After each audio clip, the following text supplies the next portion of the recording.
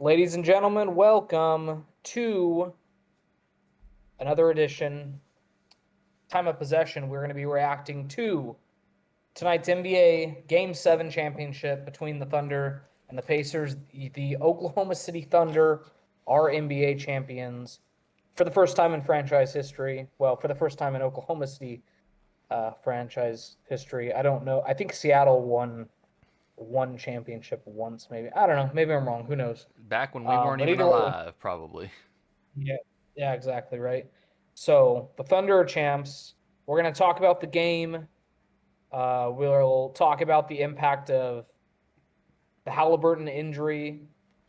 Probably means that the Pacers will not be in contention next season, um, because he's their best player. If we're being real, Yeah. and without him, it's not going to be good. Which means the East is probably wide open. Um, so yeah, we'll talk about some other stuff. Legacy stuff for Shea. What does it all mean? And yeah, let's start with the game though. Obviously, you could make the argument that the game was over as soon as Tyrese Halliburton got hurt. Not one I would make because for the most part the Pacers hung around up until even in the late in the fourth quarter. They kind of made a push. They got it back to like 10-ish. Once Oklahoma City got up big, but nobody else could score the basketball outside of T.J. McConnell. Benedict Mathurin had a decent game, I think. I thought one of the main issues for the Pacers is once Tyrese Halliburton came out, you needed Pascal Siakam to play like a superstar, and I don't know if he's capable of that, right? You needed Nimhard to step up. To be fair, he had 15. You needed Naismith to do more. He was not good. Shot 20% from the field tonight. Fouled out. Only had 3 points. Oh. Miles Turner was non-existent. Yeah. So, I mean, you and Obi Toppin a zero burger. So Tyrese Halliburton drops 9 points. Right, three straight threes. At that moment, I thought, I don't know if you were watching at that point, but early in the first quarter, Halliburton, three straight 3-pointers, back to back to back possessions. And I thought, oh, we're in for a Tyrese Halliburton masterclass. And unfortunately, we got an Achilles pop. So, yeah. Can you give me some of your overall thoughts of the game? Like, what were you thinking just watching overall and everything? And we'll just bounce off each other, you know? Yeah. Well, the first question I have is one, obviously, because it's the NBA. How does this affect LeBron's legacy? Yeah, well, we're not ESPN. We're Yeah. not gonna. We're not the Real Housewives of ESPN, so. Yeah, Yeah, just watch. I wasn't able to watch the first quarter because I was on my way back home from work. I yeah, just, I'm driving home, I get the text. Halliburton's done from my buddy, who is a Cavs fan. And, he's hate watching the Pacers. I don't know why, but okay, I guess. So yeah, he got his wish. The Thunder won and whatnot. But you hate to see it. I if I feel like the game would have changed a little bit if Halliburton was there throughout most of the game, and then he went out, let's say third, fourth quarter, because Pacers finished that first half pretty strong defensively, and yeah. I They were was winning. like, okay, all they need is to not let the Thunder have a dominant third quarter. And then they let the Thunder have a dominant third quarter. I was like, son of a. I hate opening my mouth sometimes, but the turnovers were just ridiculous. Like, it was like, what, 21 Yeah, to 5? yeah. It wasn't good. I'll tell you that much. It was not good. The fact that Tyrese Halliburton outproduces Obi Toppin, Aaron Naismith, and Miles Turner in 7 minutes of action tonight really shows that. Not, I mean, I think maybe the moment got a little too big for these Pacers. They go on this incredible run and they finally run out of gas. It's part that, I think. It's also part, I mean, we are looking at one of the, at least by the statistics, one of the most historical defenses in NBA history with the Oklahoma City Thunder. The way that they can guard you on the perimeter, pressing you as soon as you cross half court. Sometimes they go full court.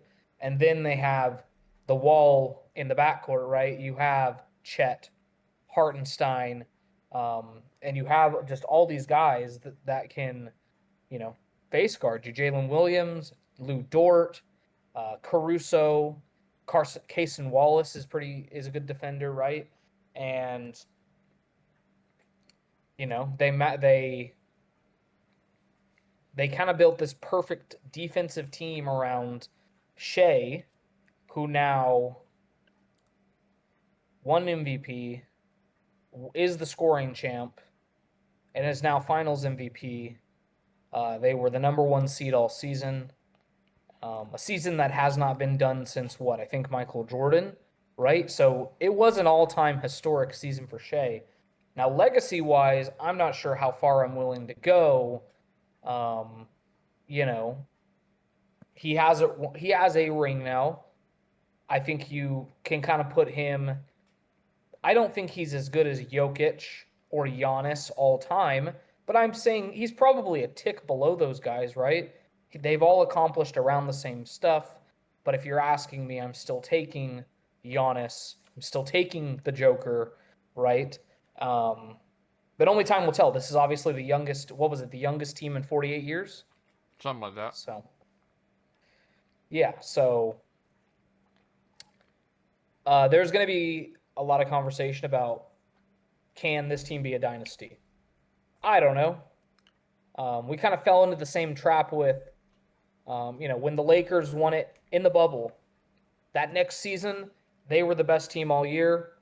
And then LeBron gets hurt, and they're never the same, right? With LeBron and AD, as much as we hoped, right? The year after, is that the Bucks title? I think that's the Bucks over Suns. Well, yeah, so the year after we won in the bubble was when the Bucks won. Yeah, the year after.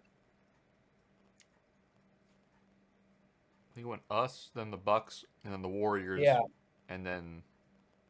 So, I mean, like, I would argue what, like, 1, 2, 3, 4, 5 of the last 6 champions, you could find a way to be like, you know what, this team's gonna go on a run. They're gonna be the next dynasty. I just don't think that's the league we're in anymore, right? Yeah. That Laker team, we thought they were gonna go back to back. That Bucks team, we're like, okay, Giannis has arrived.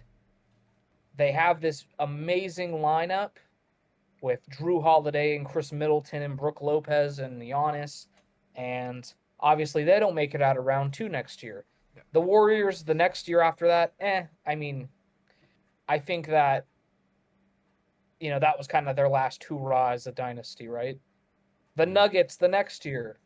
All we talked about was we really thought the Nuggets were going to go on a run and go back-to-back at the bare minimum because their team was loaded. Jamal Murray looked as if he had arrived. Now he's nowhere to be found, right? All the role players stepped up. The next year, Boston. And that, you know what? Maybe if Jason Tatum doesn't pop his Achilles, they can repeat and come back against Indiana or whoever they play. Right? Indiana? Yeah. No. Yeah, it was Indiana. Yeah. Indiana. I doubt it, but again. Actually, wait, no. They played the Knicks. Yeah, they played the Knicks. You're right. They played the Knicks. I forgot Jaylen Brown had that quote, like, losing to the Knicks is hell. Yeah, you're right. Maybe if Tatum doesn't pop his Achilles, the Knicks don't have all those comebacks and everything, right? Maybe the Celtics repeat. Who knows? Now they're going to be done next season. I think the Pacers are going to be done next season. And can the Thunder now, this is going to be the topic on all the shows tomorrow, can the Thunder now repeat, become the next NBA dynasty? Because they are the youngest team. I don't know if I'm willing to fall for that trap. In this NBA, it is very hard to keep a stacked roster together because of the way the salary is and the blankets and all the stuff that nobody wants to hear me talk about, which is why you see constant movement and this kind of era of parity that we have entered since the Raptors won in 2019 with Kawhi Leonard, right? So since 2019, we've had no repeat champions, and I don't know. I mean, we'll see when the NBA season rolls around, but I don't know about you. Right now, there's a couple of other teams that I would definitely like to upset the Thunder next year. So, yeah, but it's an all-time season from the Thunder. For the Pacer side of things, um, look, man, if you had to ask me, do the Pacers get back here and win a championship? Probably not. Not I without mean, this was not without probably Hallie. their one shot. Hallie's done. He's not going to play next season. And then 2 years from now, who knows what this roster is going to look like?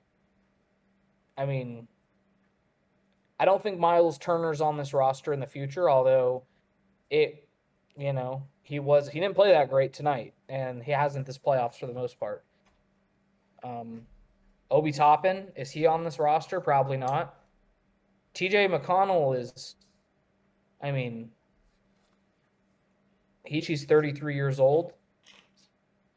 Siakam is 31. So who knows what this team is going to be? It's a really cool and fun core of guys, but I just don't know. Yeah. So yeah, I mean, if Halliburton didn't get injured and then they still lost, I would definitely say a lot of these guys are going to run it back. But just now with him gone, I don't know what this is going to look like. Because right now, the favorite in the East, I'd say, is either Cleveland or New York. I think you have to say Cleveland going into next season. Yeah. And then after that, I would the say Knicks. it depends on the coach, too. It's going to depend on how they play under that coach. Yeah. Because and then after the Knicks, yeah, the Magic and the Pistons. Like, I mean, you can I don't know. You can sprinkle in the Heat in there, but they have like a 1% chance. They just don't. I wouldn't give the Heat a chance. They missed out on Kevin Durant. True. Speaking of, any your closing thoughts on the Thunder Pacers before we get into the Kevin Durant deal, which is huge, by the way. Yeah, Thunder, congrats. Well deserved. You've been on the back end of a lot of heartbreaks, Blew 3-1 lead to the Warriors in the Western Conference Finals way back when. You once had a big three of Durant, Harden, Westbrook. Couldn't win the finals against LeBron's Heat. You let Paul George and Westbrook go, and you let those seeds that you planted flourish into a eventual champion. So right now, the future is bright. Let's not crown them as a dynasty yet.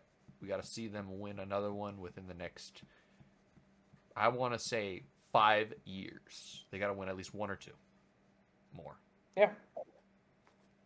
100%. They definitely could, dude, being the youngest champ in 40 whatever years. And honestly, just overall, just kind of put a bow on the NBA season. Even though we did not experience a LeBron and Luka championship, who knows about next season though? Oh, that's something we forgot to. We're gonna have to talk about a certain ownership group. Oh yeah. I forgot. We didn't even talk about. We got to talk about that. We'll talk about that after Katie. This NBA playoffs, NBA season was honestly fun as hell, man. I love the parody. I loved this NBA playoffs gave us so many amazing moments. The Knicks coming back against the Celtics, the Pacers constant game winners, OKC and the Nuggets game 7-game series. It was a great playoffs, and this finals was amazing despite the. And I'll speak for myself. I'm not going to speak for you or Tyler. Happy birthday, Tyler, by the way. That's why he's not here. He's out celebrating. Tyler, 28th birthday. Yep. Yes, sir. I'll speak for myself in case one of you start, in the future works for this company. Despite the awful presentation by ESPN, shoving Kendrick Perkins and Stephen A. Smith down our throats, just the constant terrible analysis, and buddy, you're watching solitaire at the NBA Finals. Insane to me. And his response is like, I can't multitask. Wild to me. Wild. Just by their terrible presentation. Analysts. Yeah, analysts. This is who you're getting your analysis from, guys, by the way. There's so many better analysts out there that you could watch via YouTube. So do that, please. So yeah, just despite the awful presentation and constant downplaying and all the talk about, oh, small market this, small market that, this was a great NBA Finals and a great NBA playoffs, the best in the last couple of years. So yeah. Let's talk Kevin Durant. Yes. So the Phoenix Suns are trading two-time NBA Finals MVP Kevin Durant, one of the, let's say, 30 best players of all time, to the Houston Rockets for Jalen Green, Dylan Brooks, and the 10th pick in the draft, which is, Wednesday, I think? Yep. The turnaround for the NBA draft is very fast, as well as 5 second-round picks, but honestly, who cares about that? I absolutely love this trade for Houston, and the Thunder are going to have a tough time in the West.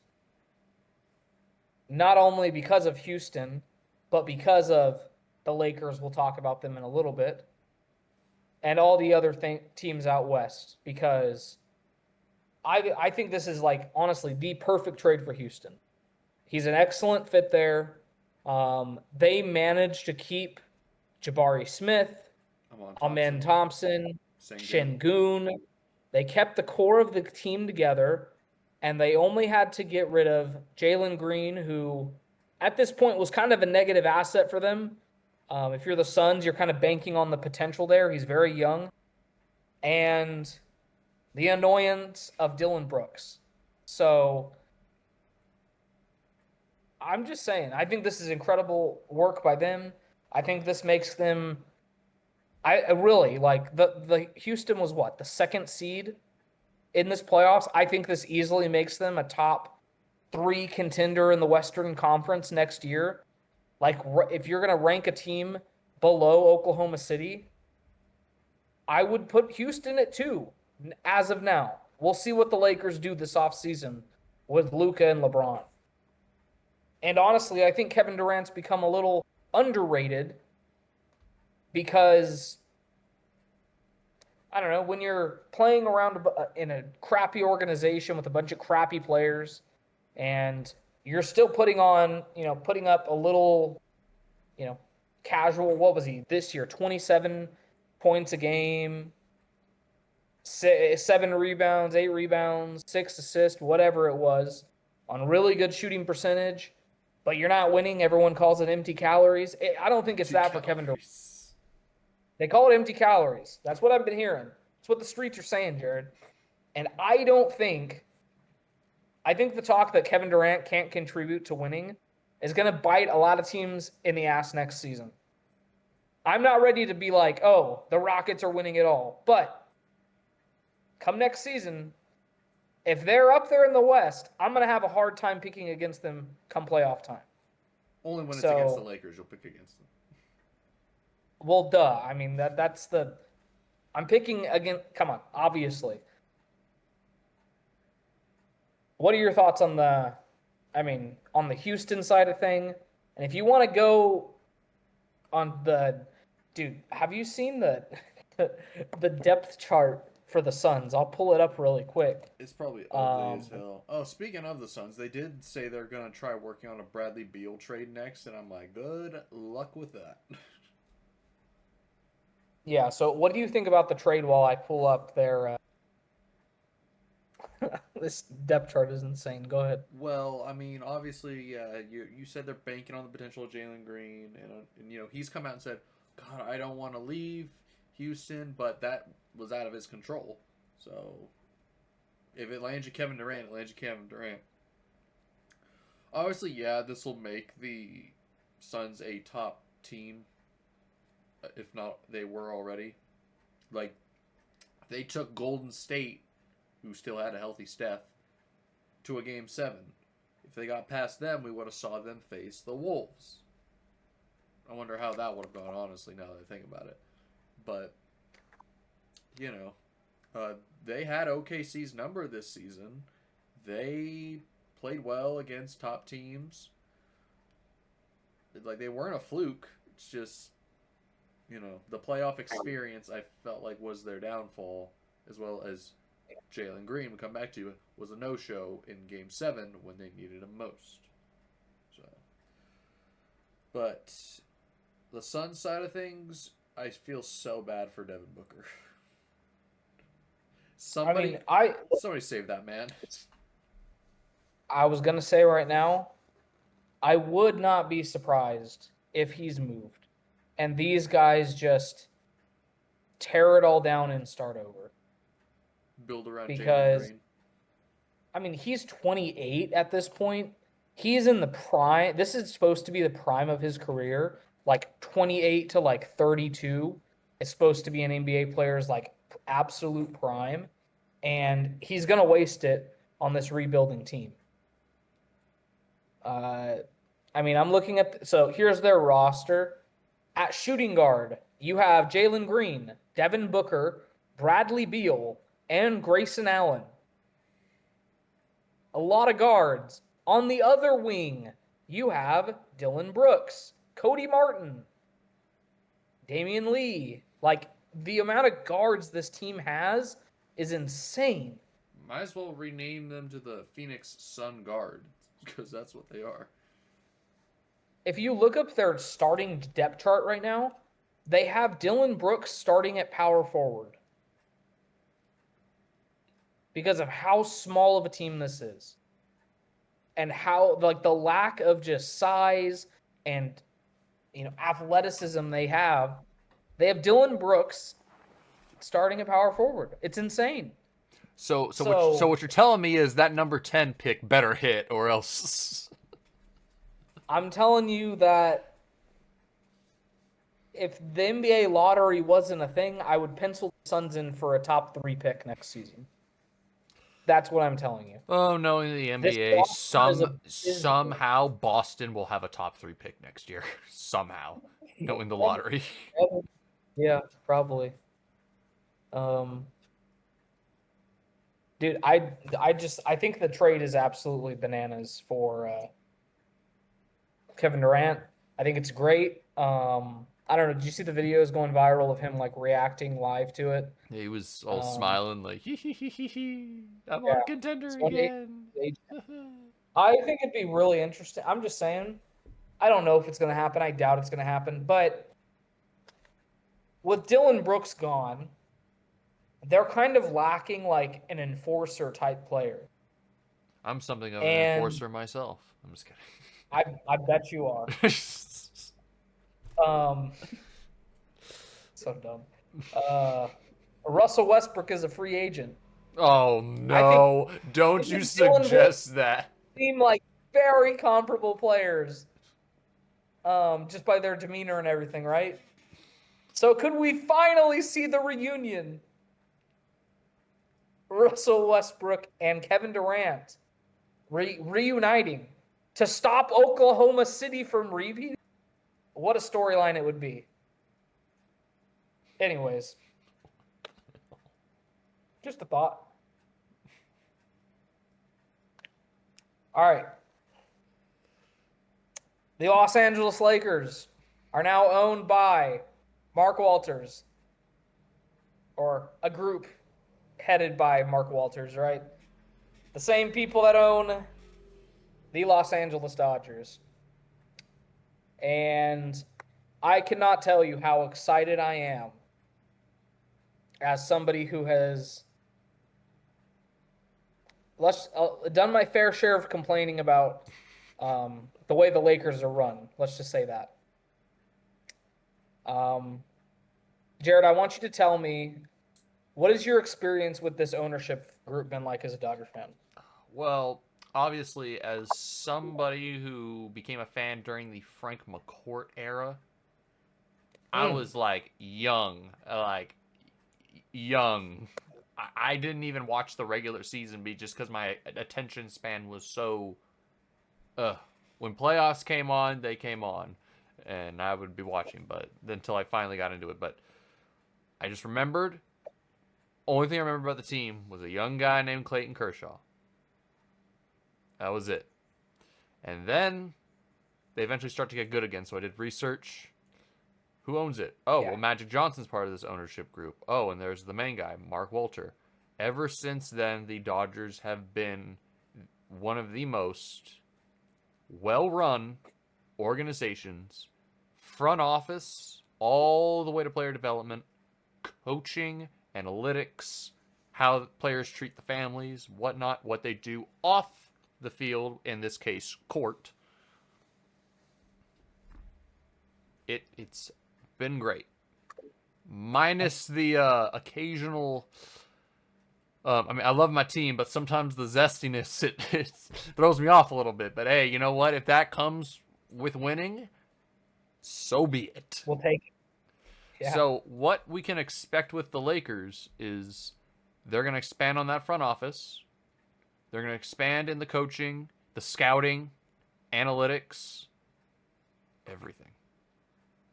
JJ Redick is now going to be under an owner that's willing to spend on this franchise. And I can tell you right now, even though there's a salary cap in basketball, the Lakers will not be outspent for any player that they want. So, yeah, Ryan, I know as a Giants fan, you got tired this offseason of seeing Dodgers sign so and so, there is deferrals. Well, buddy, let me tell you something. Get ready for this Luka Doncic contract to possibly have deferrals. And you're going to say, you know what? I kind of like this. This deferral thing ain't so bad. yeah, man. So when the news first broke, obviously very excited. Um, I didn't even know they were up for love the sale. Bus family. You didn't even know that, right? I mean, love the Bus family, but it was time. Um, Jeannie has done a okay job as an owner. She's been fine. We've won a championship under her, right? So you could say that. But you know, it's the so in the NBA there's a salary cap, unlike the major leagues, right? So people are gonna probably wondering like, how are they gonna outspend everybody? Listen, there will be no cutting corners, cost, whatever, in anything else, right? Strength and conditioning. The analytics department and the scouting department is my biggest thing.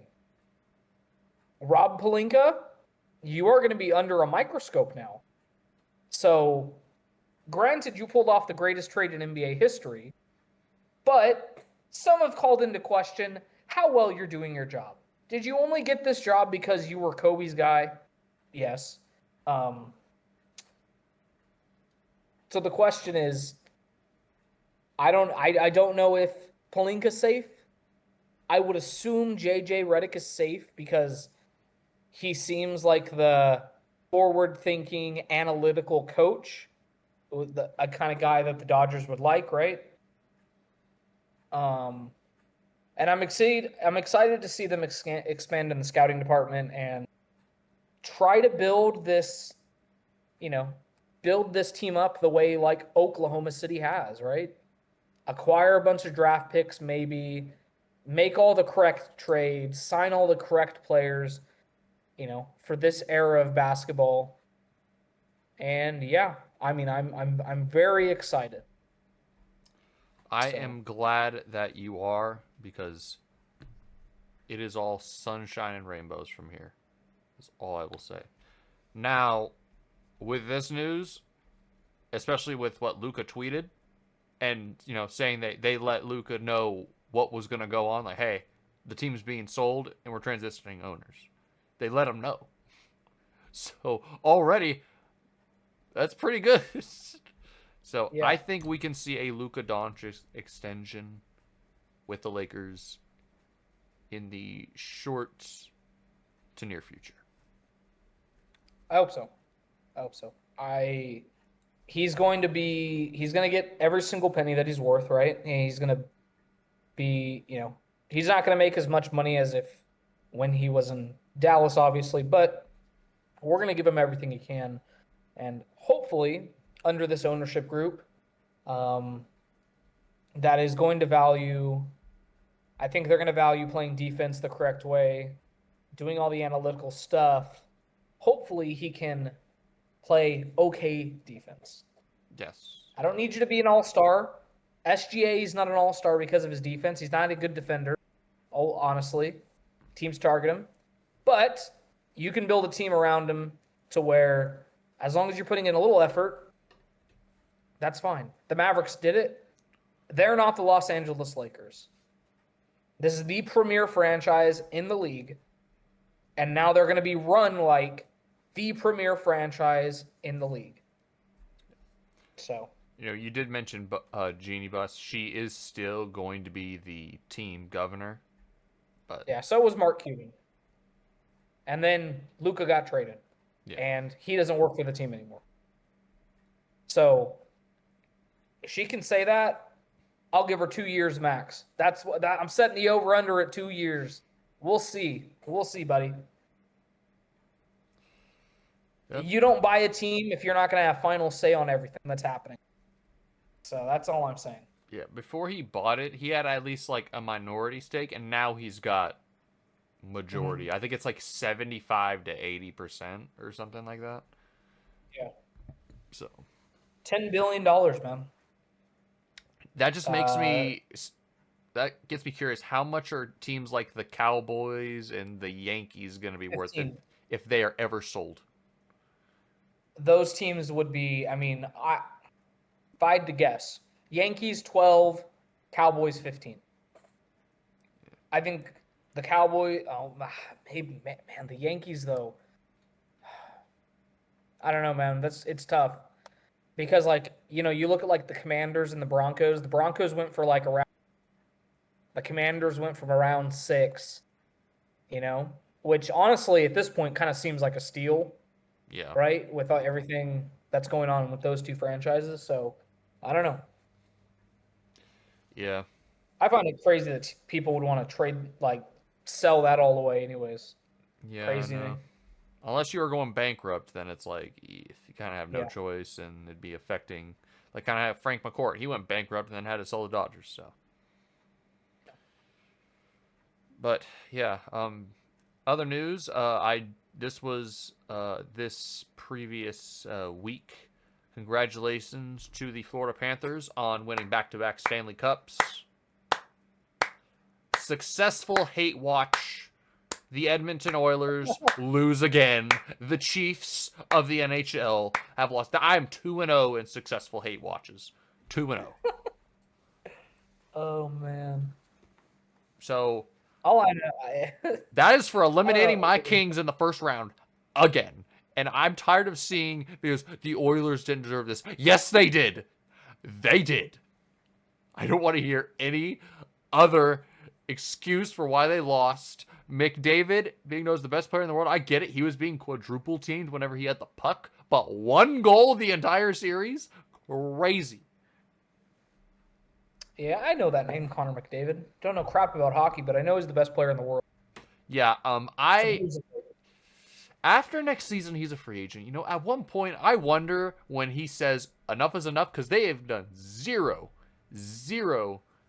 things to address their goaltending. Because when you're having to switch your goalie out every other game just to, I don't know, get an edge or hopefully stop the other team from scoring so much, that's a bit of a problem. And especially when Evander Kane's getting all pissy and going over to the other players and hitting them with his stick because he's mad they're losing. Buddy, I haven't liked you since I started watching hockey. My Sharks friends, who Evander Kane was a San Jose Shark, they like disown him. He's like, he is not a Shark to us anymore. Like, Edmonton has changed him. But yeah. Future Detroit Red Wing. Probably. That's my hockey team. I don't know anything about it. You should honestly just go to one, dude, this next year. Just go to one this next season. That's the plan. But yeah, my goal is to go to an actual Kings game. I've only been to one hockey game. It was a Sharks Flyers game. And it was a couple years ago. It was great. It was great. It was rainy and cold, but it was great. Other news, LSU won the College World Series today. Ryan, I know you want to give your thoughts on Coastal Carolina's manager getting ejected. Look, I'm going to be real. I'm just like, LSU probably wins regardless, right? They were heavy favorites, and the Coastal Carolina was what, like a 15 or 16 seed? 13, I think. 13. Yeah, something LSU like that. was 5. So LSU, historical college program, we know that's where Paul Skeens comes from. And they've won multiple championships, you know, I think 8 all-time national championships. Yeah, this was their 8th. You cannot eject the Coastal Carolina coach like that. I watched his interview after the fact. He says that he received a warning, right? Very early, first inning, right, when he was... And he asked what for. And the umpire says, for arguing balls and strikes. And his reply is... Well, that's because you've missed 3 already. And he got tossed for that. Look, I get it. Umpires, referees, they have a hard job. And everybody hates them. Like, everybody hates umpires and refs. Like, their own family members probably hate them. Their children probably hate them. But listen, dude, like, you have to have a little bit of poise. You were on the biggest stage, and the funniest part was when that other ump tries to come in and he just like balls and eats shit. You're like, did you see the video of that happening? I did not. I'll send it to you. It's hilarious. This ejection is hilarious. After Coastal Carolina's coach is ejected for doing nothing, he obviously, if you're going to get ejected, you're going to get your money's worth at that point. He's on the field. He's arguing. And another umpire comes in, tries to separate them, and the umpire trips and falls. And it's just hilarious to see. And in the post-game interview, he explains everything that happened. And he said that the umpire said when the umpire fell, he tripped over another umpire's shoe.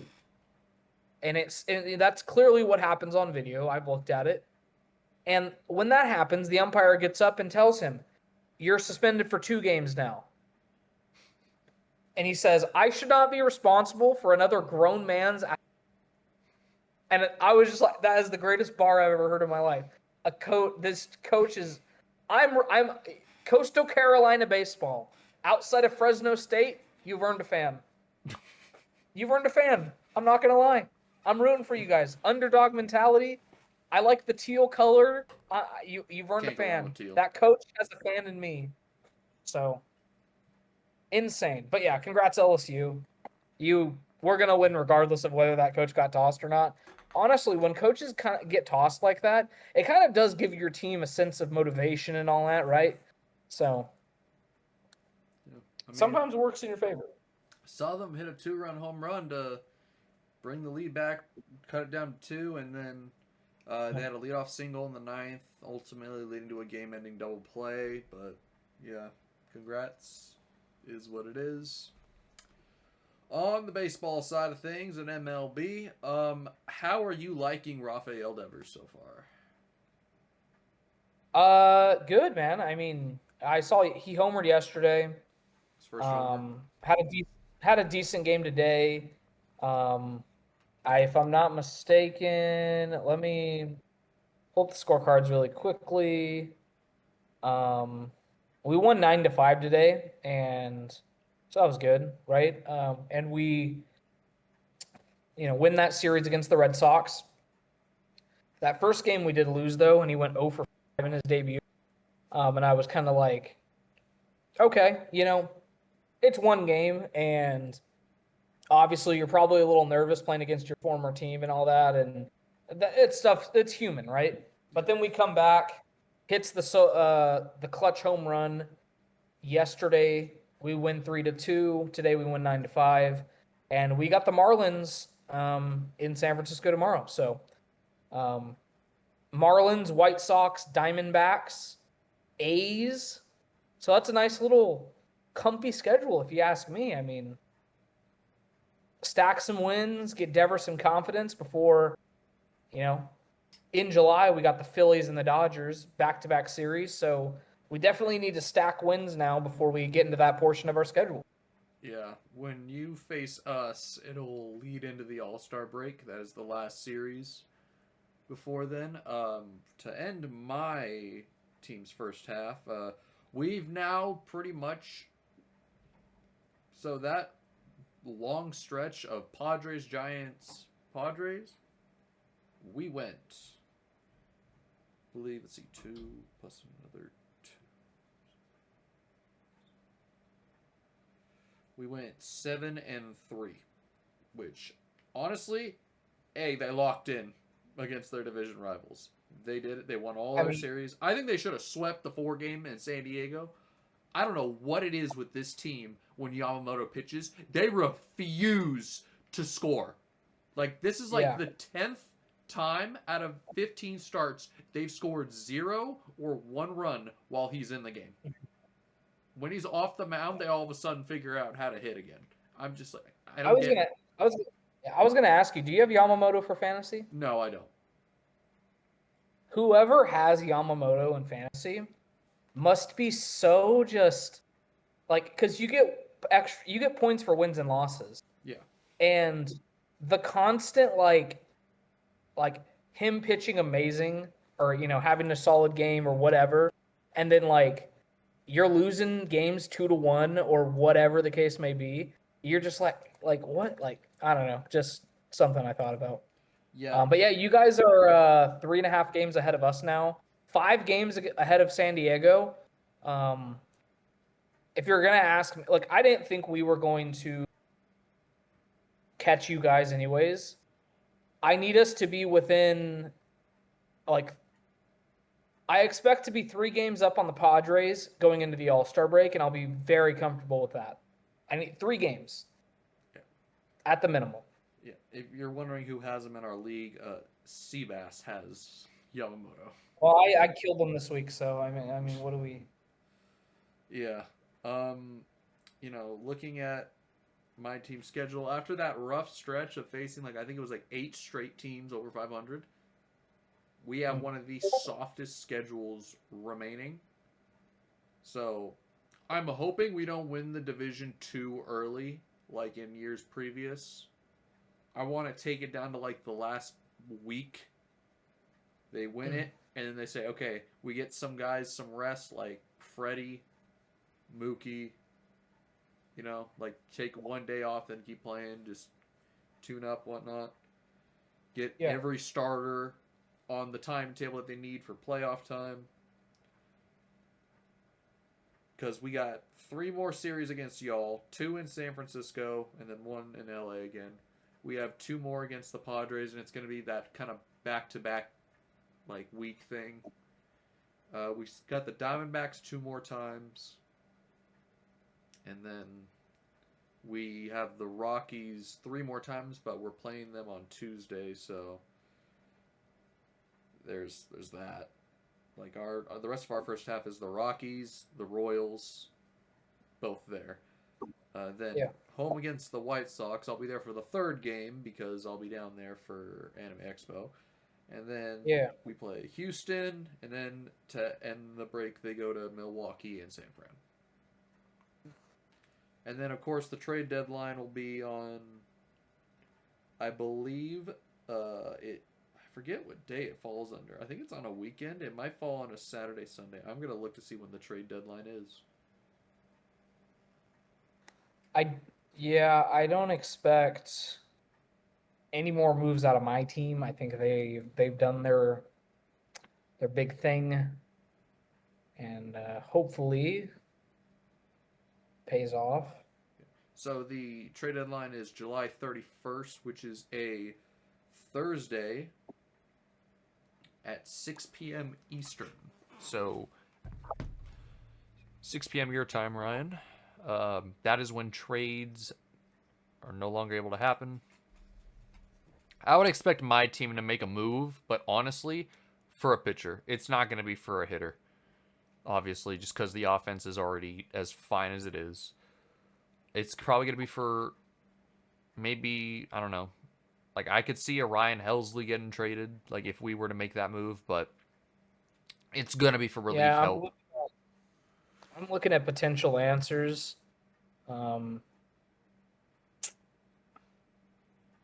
Saying Tyler Anderson from the Angels. Saw Jorge Soler's name was thrown in there a little bit, but I'd feel bad if he got traded like for a fourth time in the last year.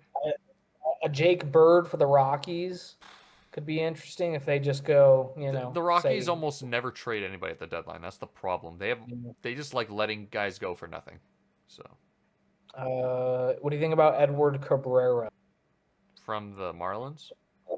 Yeah, I'm surprised they'd want to give up on a young pitcher like him. But then again, it's the Marlins, so they don't know how to properly run a baseball organization. Okay, Kyle Finnegan. He could. Not Paul Skeens, but Andrew Heaney. I don't know if that's how you say his name. Yeah, Heaney. Yeah, he could get traded, but I don't think it'll be to a top contender. I mean, they have the Dodgers potential fit here, so that's why I mean, yeah, there's the familiarity with Heaney, so it would make sense. And like just with all your injuries and everything. I mean, Glasnow is probably he's gonna be back soon. He's going on rehab. Snell is probably not gonna be back till like August, I think. Yeah. What about Zach from the Rays? I know they're what are they, 2.5 games behind the Yankees, but right now the Rays are in a good spot. I wouldn't trade away anybody. I mean, but what they do, dude. Like the Rays are the Rays, man. They're always so hard to figure out. Like, are they gonna be bad this year? No.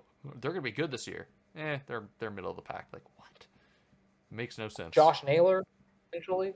Yeah, honestly, with the loss of Corbin Burns, Arizona might just start unloading some guys. It just looked like, yeah, obviously maybe they were just like a one and done. Maybe it was just a Indiana Pacers type run for them, dude. Because they just have not been able to get back to how dangerous they were in that postseason. Well, here's the problem: their offense is dangerous, but their pitching staff is putting them in too many holes for them to climb out of. Like, it's statistically not possible for them to come back and have these big 7-run innings every night. Why? Because it's baseball. It's not the same thing's not going to happen every night. Mm-hmm. Like, I get it. We've seen them come back so many times, but it's not sustainable. Like, their best pitcher, Corbin Burns, went down with Tommy John. Gallen's not had the greatest season. Fott is... Who knows if he'll have the same. Yeah. Fott is on and off. And Eduardo Rodriguez has not really lived up to his contract. Merrill Kelly, otherwise, has been their best starter outside of Burns. And not to mention, one of their closers, Justin Martinez, out for the year with Tommy John. Eugenio Suarez is a free agent at the end of this year. Same with Josh Naylor. Those two could probably just be offloaded. They're not going to trade Corbin Carroll or Alec Thomas or Ketel Marte or Geraldo Perdomo.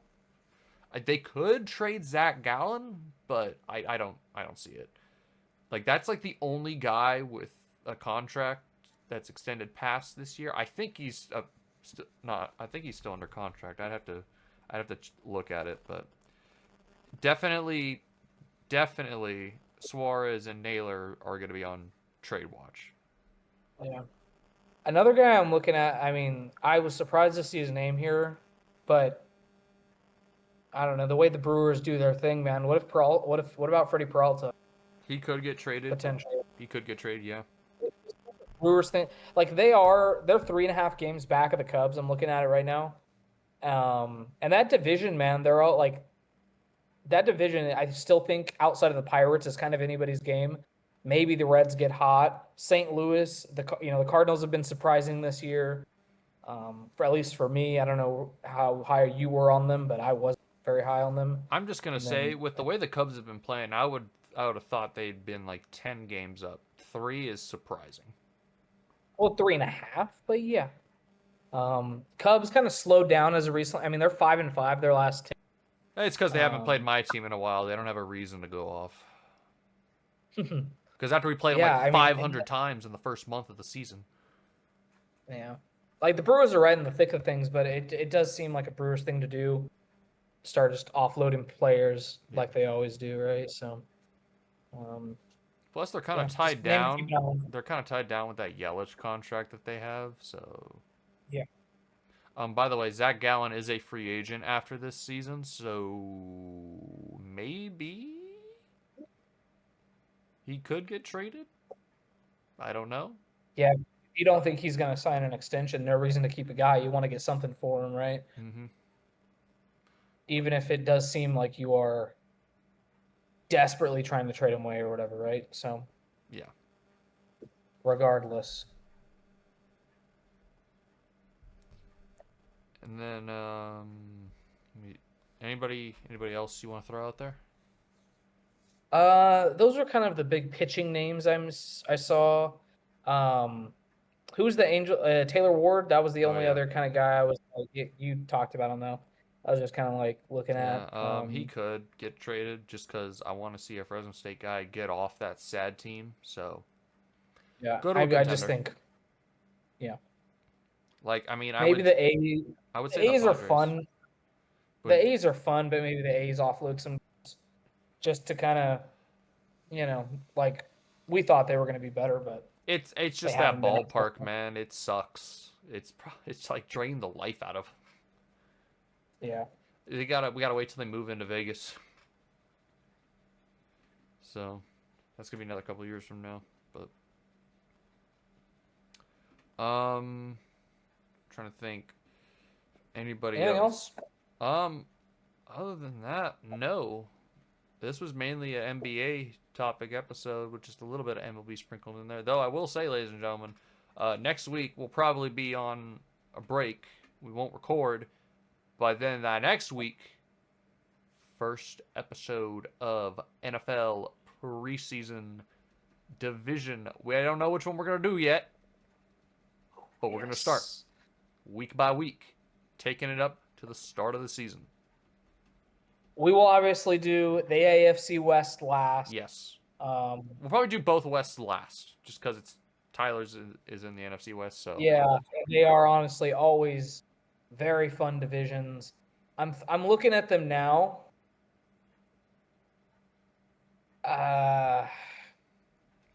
AFC South might be the way to go first, or AFC East. Like I'm just looking at the teams and I'm like, ooh, that AFC South is not looking too good. Jags are definitely winning that division. It's definitely Jags or Texans to lose. Yep, and then East, my team will probably end up playing one of those teams again in the first round. Yeah, and then like the AFC East, you're just like it's the Bills and 3 crap shoots, right? So Yeah. I don't know. And then you go to the NFC. I mean, we know who's winning the NFC South. We know who's winning. Don't make me bust out the jersey. I'll go get it right now. Don't make me bust out the bake. Exactly. It's the bake show, baby. Oh, yeah. Yeah, anybody who says Falcons, get out of here. People, come on. Come on. Like, all right. What are we doing? The Carolina Panthers. I'm high on the Panthers this year. I just want to let you know. But not right that now. high. Not as high as I am on the bake show. Exactly. Sir Purr still my guy. Sir Purr. Yeah. All right.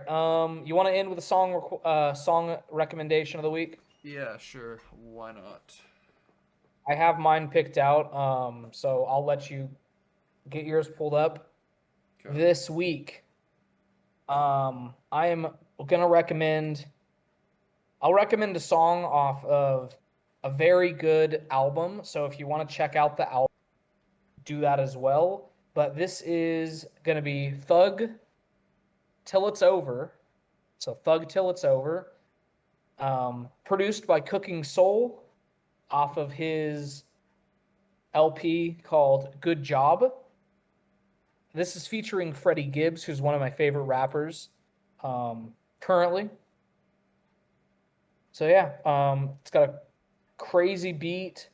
The project, Good Job, produced by Cooking Soul, he's basically, just so you know, Jared, he's like a Metro Boomin, where he's just a producer, and this was, him putting out a 10-track album.